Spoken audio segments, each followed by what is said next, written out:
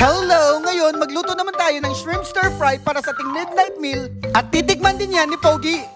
Meron akong hipon dito guys na binigay sa akin ng mga pang-umaga. Wala na tong balat kaya tinimplahan nila ng asin, paminta, itlog at saka corn flour. Kaya napakadali na lang yung gagawin ko dito kasi iprepito ko na lang. Lutuin lang natin yan until mag-golden burn then iset aside. Then, magluto lang tayo sa ating lababo. Igisa lang natin yung bawang at saka luya. Gisa-gisahon lang nato na taman mo gawas iyang kahumot o ipangbutang na nato ang white onion and bell peppers. Kunting gisa lang yan guys, mga 1 minute at saka ilagay natin yung ating garlic sauce. Maglagay din tayo ng sriracha sauce, pero kung wala kayo niyan, pwede na oyster sauce or chili sauce.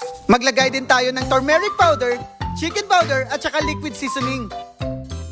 Timplahan po nato na siya og salt and pepper ug ato lang na siyang gisa-gisahon mga 30 seconds. Pag nagisa na ninyo na og tarong, ato na dang ibutang ang hipon ug gisahon lang nato na siya kadali and ready to serve na.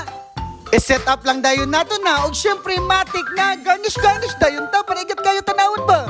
Turaay mo na siya tong Asian style shrimp stir fry na grabe kayo kalami. Kaon na batang.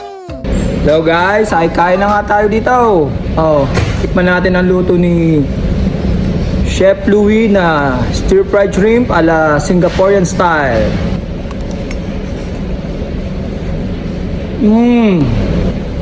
Nanunot, kabayan. Kailangan sundan mo agad para lalong mas swabe. Kaya lang subo.